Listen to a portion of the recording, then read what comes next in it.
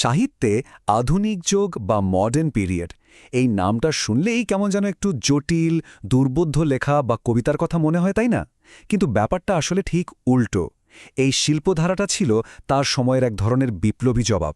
তো আজ আমরা ঠিক এটাই দেখব, কিভাবে যুদ্ধ, অর্থনৈতিক মন্দা আর মানুষের মন নিয়ে নতুন সব আবিষ্কার, মানে সব মিলিয়ে ওলটপালট হয়ে যাওয়া একটা পৃথিবী একদম নতুন ধরনের শিল্পের জন্ম দিল। চলুন গভীরে গিয়ে দেখি। দেখুন, দুটোর মধ্যে পার্থক্যটা কতটা আকাশ পাতাল। একদিকে ভিক্টোরিয়ান উপন্যাস, বিশাল, গোছানো, যেখানে সামাজিক নৈতিকতার গল্প বলা হচ্ছে, আর ঠিক তার উল্টো দিকে আধুনিক উপন্যাস, ভাঙা ভাঙা, খণ্ডিত, আর ফোকাসটা পুরোপুরি মানুষের ভেতরের দ্বন্দ্ব আর অস্তিত্বের সংকটের উপর। তো এখানেই আসল প্রশ্নটা চলে আসে, গল্প বলার ধরনটা কেন এতখানি বদলে গেল?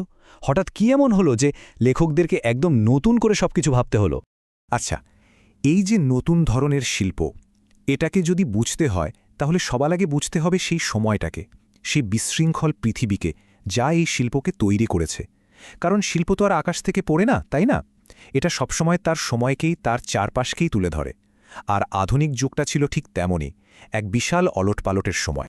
ঘটনার শুরুটা হয় ১৯০১ সালে, রানী ভিক্টোরিয়ার মৃত্যুর মধ্য দিয়ে। মানে একটা লম্বা স্থিতিশীল যুগের অবসান ঘটল। এরপর ১৯১৪ সালে শুরু হলো প্রথম বিশ্বযুদ্ধ। এই যুদ্ধটা পুরনো সব বিশ্বাস, সব ধারণাকে যেন এক ঝটকায় ভেঙে চুরমার করে দিল। যুদ্ধ তো শেষ হলো, কিন্তু শান্তি আর ফিরল না, বরং রয়ে গেল গভীর এক হতাশা, একটা হারানোর যন্ত্রণা।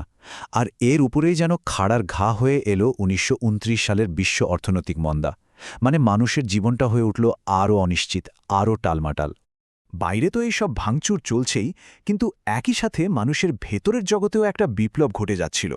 বিশেষ করে সিগমুন্ড ফ্রয়েডের মতো মনোবিজ্ঞানীদের কাজগুলো মানুষের চিন্তাভাবনাকে একদম নাড়িয়ে দিয়েছিল।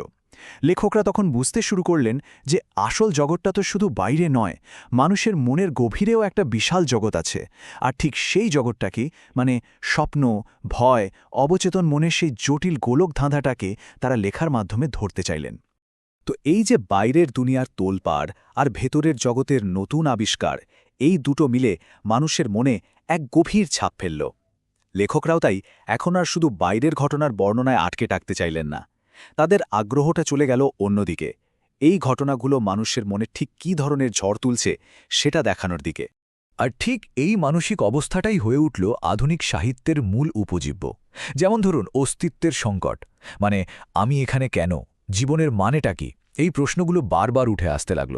পুরনো নৈতিকতার বোধগুলো সব ভেঙে পড়ছিল, কোনটা ঠিক কোনটা ভুল সব কেমন যেন ঝাপসা হয়ে গেল। লেখকদের চরিত্ররা হয়ে উঠল ভীষণ বিভ্রান্ত, দিশেহারা, কোনো সিদ্ধান্তই নিতে পারছে না। আর হ্যাঁ, বিশ্বযুদ্ধের পর যে একটা গভীর হতাশা আর রাগ চারিদিকে ছড়িয়ে পড়েছিল, সেটাও তো ছিলই। কিন্তু এখানে একটা বিরাট চ্যালেঞ্জ ছিল, তাই না? ভাবুন তো, একজন লেখক কিভাবে এই এলোমেলো ভাঙাচোরা ভেতরের জগৎটাকে, মানে আমাদের মনের ভেতরের চিন্তাগুলোকে কাগজের পাতায় ফুটিয়ে তুলবেন। একটা চিন্তার যে স্রোত, তাকে শব্দ দিয়ে বাঁধা কি আদৌ সম্ভব? এই কঠিন প্রশ্নের উত্তর হিসেবেই এলো একটা বিপ্লবী কৌশল, যার নাম স্ট্রিম অফ কনশাসনেস বা চেতনার স্রোত। এটা আসলে এমন একটা লেখার স্টাইল যেখানে লেখক যেন চরিত্রের মাথার ভেতরে ঢুকে যান, আর তার মনের ভেতর দিয়ে যে চিন্তা, স্মৃতি বা অনুভূতিগুলো বয়ে যাচ্ছে সেগুলোকে ঠিক সেভাবেই তুলে ধরেন যেভাবে সেগুলো আসছে। মানে একদম এলোমেলো, অগোছালো, প্রায়শই কোনো ব্যাকরণের নিয়ম না মেনে। আমাদের মনে চিন্তাগুলো যেভাবে আসে আর কি, একটার পর একটা, কোনো নির্দিষ্ট লাইন মেনে নয়। লেখকরা ঠিক সেভাবেই লিখতে শুরু করলেন। এই যে বলা হচ্ছে চিন্তাগুলো একের পর এক আসতে থাকে ঠিক আসল চিন্তার মতো, দ্রুত, এলোমেলো এবং মাঝে মাঝে বিভ্রান্তিকর, এটা কিন্তু কৌশলটাকে দারুণভাবে বুঝিয়ে দেয়। ভার্জিনিয়া উলফ বা জেমস জয়েসের মতো লেখকরা তো এই পদ্ধতি ব্যবহার করে উপন্যাসের ধারণাই পাল্টে দিয়েছিলেন। তাদের লেখা পড়লে মনে হয় আমরা যেন সরাসরি চরিত্রটার মনের ভেতরের জগতে ডুব দিয়েছি। তবে ভাববেন না যে এই ভাঙচুরের খেলাটা শুধু উপন্যাসের মধ্যেই সীমাবদ্ধ ছিল, একদমই না। এই যে নতুন চেতনা, এটাকে প্রকাশ করার জন্য শিল্পের প্রায় প্রত্যেকটা শাখাতেই পুরনো নিয়ম ভাঙার একটা উৎসব শুরু হয়ে গিয়েছিল। নাটক, কবিতা সব কিছুতেই চলছিল নতুন কিছুর খোঁজ। নাটকের জগতেও দেখুন কি বিশাল পরিবর্তন। একদিকে জর্জ বার্নার্ড শর মতো নাট্যকাররা লিখছেন ড্রামা অফ আইডিয়াস, যেখানে দর্শকদেরকে বিভিন্ন সামাজিক সমস্যা নিয়ে ভাবতে বাধ্য করা হচ্ছে।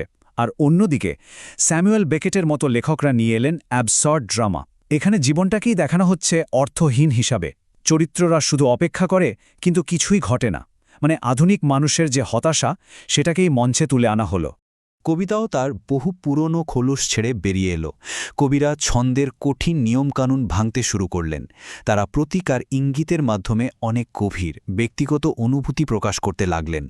তাদের কবিতাগুলো হয়ে উঠল সেই সময়ের মানুষের একাকিত্ব, বিশ্বাসহীনতা আর দিশেহারা অবস্থার এক একটা প্রতিচ্ছবি। এর একটা অসাধারণ উদাহরণ হল এজরা পাউন্ডের মাত্র 2 লাইনের এই কবিতাটা। ভিড়ের মধ্যে এই মুখগুলোর আবির্ভাব, ভেজা কালো ডালে ফুলের পাপড়ি, ব্যাস এটুকুই। এটা ইমেজিজম বলে একটা কাব্যধারার অংশ। এখানকার কবিরা চেষ্টা করতেন একটা মাত্র শক্তিশালী ছবি বা চিত্রকল্প যে গভীর একটা অনুভূতি তৈরি করতে। দেখুন, মাত্র 2 লাইনে কিভাবে একটা আস্ত মুহূর্তকে একেবারে চোখের সামনে জীবন্ত করে তোলা হয়েছে। তো আধুনিক যুগ বা মডার্ন পিরিয়ড হয়তো একটা নির্দিষ্ট সময় শেষ হয়ে গেছে, কিন্তু এর যে প্রভাব সেটা কিন্তু আজও আমাদের শিল্প সংস্কৃতিতে রয়ে গেছে। বলা যায় এটা শিল্পকে চিরদিনের জন্যই বদলে দিয়েছে। যদি পুরো যুগটাকে কয়েকটা মূল শব্দে বা বৈশিষ্ট্যে বাঁধতে চাই, তাহলে কি বলা যায়? প্রথমত, এক্সপেরিমেন্টেশন বা পরীক্ষা-নিরীক্ষা, মানে গল্প বলার নতুন নতুন উপায় খুঁজে বের করা। এরপর সমাজ সমালোচনা, মানে সমাজের অবিচার আর যান্ত্রিক জীবনের সমস্যাগুলো তুলে ধরা। তারপর প্রতীকবাদ বা সিম্বলিজম, মানে সাধারণ জিনিসের মাধ্যমে গভীর অর্থ বোঝানো। আর হ্যাঁ, প্রেম, আকাঙ্ক্ষা বা পরিচয় নিয়ে অনেক বেশি খোলামেলা আলোচনা, যা আগে ভাবাই যেত না। তাহলে সব মিলিয়ে কি দাঁড়ালো? আধুনিক সাহিত্য আসলে আর কিছুই না। এটা হলো এক ভাঙাছোড়া, দ্রুত বদলে যাওয়া পৃথিবীর নিজেকে বোঝার একটা শৈল্পিক চেষ্টা। এটা সেই সময়ের মানুষের সব বিভ্রান্তি, হতাশা আর নতুন করে জীবনের মানে খুঁজে পাওয়ার সংগ্রামের একটা জীবন্ত দলিল। আর এই পুরো আলোচনাটা আমাদেরকে কিন্তু একটা খুব জরুরি প্রশ্নের সামনে দাঁড় করিয়ে দেয়। ভাবুন তো, যদি 100 বছর আগে সেই বিশৃঙ্খলা, সেই ভাঙচুর মডার্নিজম বা আধুনিকতাবাদের জন্ম দিয়ে থাকে, তাহলে আমাদের আজকের এই জটিল, দ্রুত বদলে যাওয়া পৃথিবী ঠিক কোন ধরনের শিল্পের জন্ম দিচ্ছে? এটা কিন্তু ভাবার মতো একটা বিষয়, তাই না?